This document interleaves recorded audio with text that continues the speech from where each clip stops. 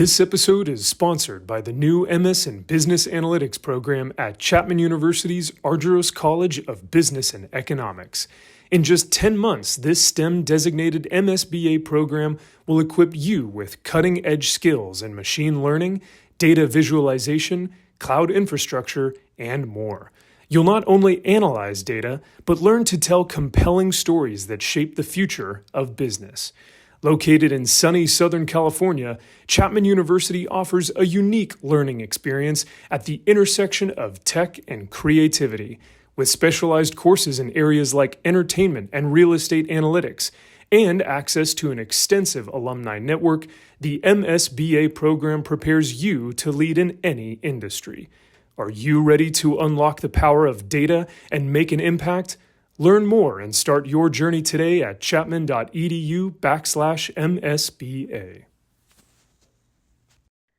Hello, everybody. I'm Henrik Cronqvist, and I'm the Dean of the Argyros College of Business and Economics at Chapman University in Southern California. Today, we're thrilled to have a guest who is Nick Kondo, who did his MBA at Chapman, class of 2022, and is currently working as a manager of FP&A analytics for Caesars Entertainment.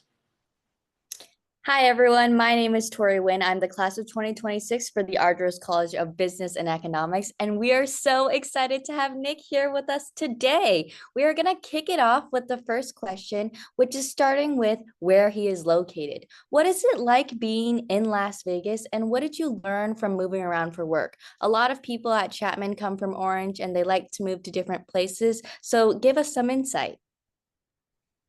Yeah, thank you. Well, first off, thank you for having me. My name is Nick Kondo, and I'm an FBA manager at Caesars. And moving to Las Vegas was definitely interesting. As you guys know, Las Vegas is a very unique place. And I think the move out to Chapman, so I'm from upstate New York, and moving out to Chapman, that helped make the move to Las Vegas a little bit easier because I had already done that cross-country move and, was able to build up a social network at Chapman and get some friends there. So it made moving to Las Vegas not as far from home. But overall, I think there's great food there. There's a low cost of living. It's beautiful 9 months out of the year. It's not like Southern California where it's beautiful 12 months out of the year, but it's beautiful 9 months out of the year. The only thing I will say is the heat during the summer is the only thing I'm still getting used to, but overall, I've started to make a really good network here, professionally and personally. I think I'm really starting to settle in, and I hear a lot of the executives around here joke, and they say, yeah, I was planning on moving out to Vegas for a couple of years, and here I am 9-10 years later. So I think I laugh at that now because here I am a couple of years later with no plans to leave. So yeah, overall, love it though. And I would encourage people who are thinking about moving outside of their home for work, to not really think about, being far from home or try to think about the negative things. I would think more on the opportunity side and the positive things, because I think there's a lot of good things that can come of that, a move like that too. So, hey, Nick, talk a little bit about how your education at Chapman helped you out prepare for a role in analytics, particularly in entertainment and analytics at a major company like Caesars. Yeah, so coming into Chapman, I was really interested in two things, and that was sports and analytics. So I was able to play baseball at Chapman, but also obtain my MBA and really focus on analytics. And I think I realized there was a lot of overlap between the two. And so in undergrad, it was finance at my core, but there was this emerging subcategory of business that was really starting to gain traction. That was the world of analytics. And at the time that I got to Chapman, not only was analytics, well developed by then, but also just the field of sports analytics specifically. So the first thing is, I would say Chapman really gave me the ability to take the coursework and material that I was learning and include a flexibility component in there to where I was able to apply a lot of the work to sports, which is something that I really wanted to do. And I remember almost proposing to my professor to allow me to do something for a final project, and it turned out really well. But the second thing is the professors, I think, just really prepare you for the real world. So when you listen to them say things about a certain industry, I think they really lay out the expectation of what being an entry level analyst would look like, and then what it would look like to be a manager and having somebody underneath you. And then the last thing I'll say is right before my interview, the case study on Harrah's that we had to do for coursework, I think was perfectly aligned for my interview. And 2 weeks before, I think it explained everything that Caesars does from an analytics perspective, not just from an operations perspective. So it really just gave me a chance for me to knock my interview out of the park. And I think a lot of the things we learned in those classes and in those case studies are relevant to what I even do on a day-to-day basis. That's really great to hear. Speaking of your school track, maybe you can talk a little bit more about the extracurriculars or passion projects students should be involved in. Is there something we should look forward to? We know you played baseball, but is there anything else? Yeah. I think like I wouldn't say there's one extracurricular that's more important than others, but I would say, find something you're interested in. I think college is a great time to be able to join clubs and do things that, you wouldn't get the chance to after school. Like I take baseball for an example. Like it's either that or playing in a men's softball league now if I wanted to be interested in it. And I don't think I would learn as much if I took the latter. But I would say just find something you're interested in and find if you have a passion for entertainment, then find a way to get experience in that industry. Just something to get involved in and be able to tie it back to your work and what your values and your interests. I think it's better to have something than nothing. So get out there and get involved. Fair enough, Nick. So is there a project that you can describe a little bit to our audience that explains what is data analytics and entertainment actually about from a decision-making support perspective? So to give a little bit of life to what you do. Yeah, so my first project that I was assigned here at Caesars was to calculate our EBITDA on a daily basis for our sportsbook and casino online, our digital sports and casino. So we have a model that's around like 1,200 rows in Excel, and it lists every one of our revenue, every one of our expenses, every state, every department.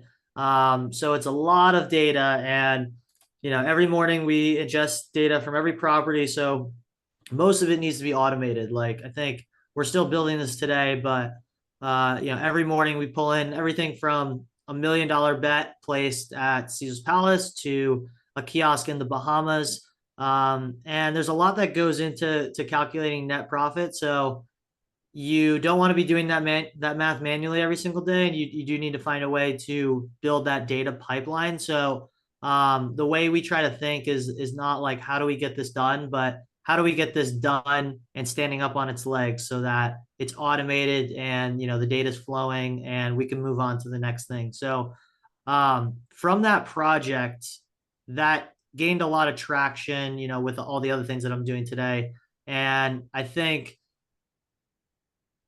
executives started to ask a lot of questions about the numbers, which led me into doing more research.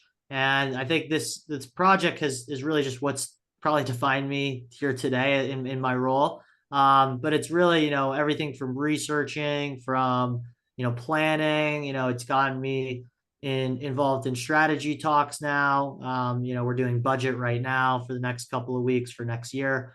So I think it's really served as like the center model and the center hub for, a lot of our information. So I think, analytics is really at the core of what we do at Caesars and helps really drive all of our decision making. So, this is just one piece of it. It's the financial piece of it, but I think like it drives almost every single one of the decisions that we make.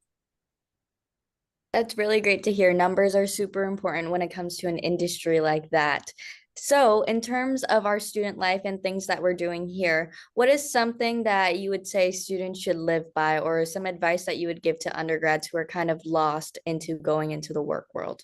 Yeah. So I have a quote that's really stuck with me from Professor Hirsch actually, but so I went into his office early in the semester and we had our one-on-one, and I had just come from a conference and I had a really good conversation with the data scientist at Samsung, and I went to Professor Hirsch and he's like, what do you want to do? And I said, I want to work in sports analytics, but I have Samsung as an option B. Like I'm probably going to apply there and just see how that goes. And this is still early in the semester. And he just looked at me with a straight face and goes, don't apply to Samsung. I'm like, are you crazy? Like, I have no jobs lined up. He's like, don't apply to Samsung. Don't have a plan B. If you want to do sports analytics, just go into sports analytics.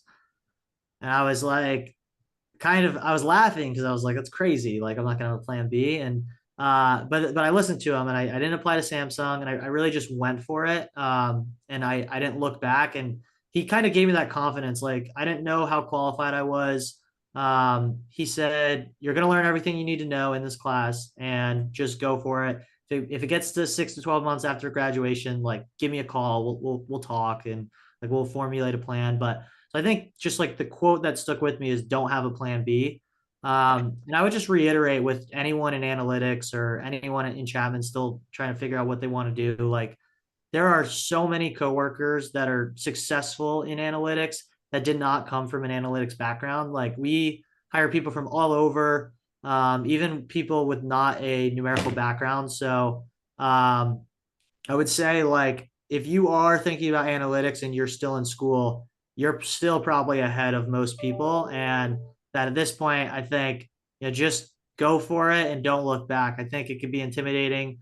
Sometimes people doubt themselves thinking they aren't a numbers person, they can't do analytics. But I think if you really just take the time to commit to learning the skills and practicing, I think there's a lot of ways to be successful. So, I think the last thing too is creating a portfolio, I think, would really help. There's a lot of good YouTube videos out there, and I love the saying show, don't tell.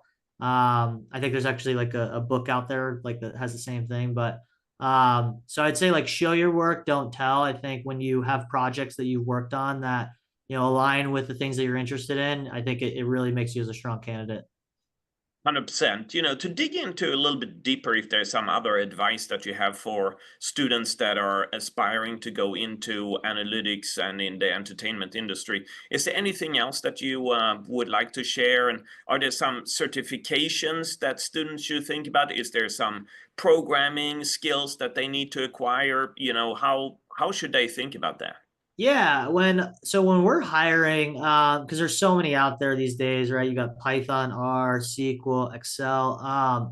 I'd say like Excel and SQL for entry level analysts are what you're going to be using on a day-to-day basis. But to get recruited, I think one manager described it here as, we're not looking for a certain language. Like, yes, we do a lot of work in SQL, especially your first year. Probably some Python over R later in the career, but we're not really looking for a specific skill. We're just looking for a skill, because we believe that you're gonna have to learn the tables anyway. You're gonna have to learn the industry anyway. So you're gonna have to be learning anyway, and you're gonna have to be taught a lot of things. But we just want to make sure that you are able to learn those things. And if you can learn how to code in Java, then you should be able to write a couple SQL queries together. So just finding one thing. I know everyone wants to have like 6 coding languages on their resume, but I'd say, like, scratch the surface of them just so you can put it down and say that you're familiar with it. But I would say pick one and really develop some work in it too. I think it looks a lot better if you have multiple projects fully developed in R that are end to end versus a course in every single one or just an intro level course. So I'd say, like, find one and really, like, go deeper into it, I'd say, rather than trying to scratch the surface of all of them. But there's no one that's better than the other, I think. Wow, some really amazing advice here for all of our listeners. We've been talking to Nick Kondo today. He did his MBA here at Chapman University and graduated in 2022 and is now working for Caesars Entertainment. Thank you so much, Nick, for your time today, and we look forward to continue to following your success.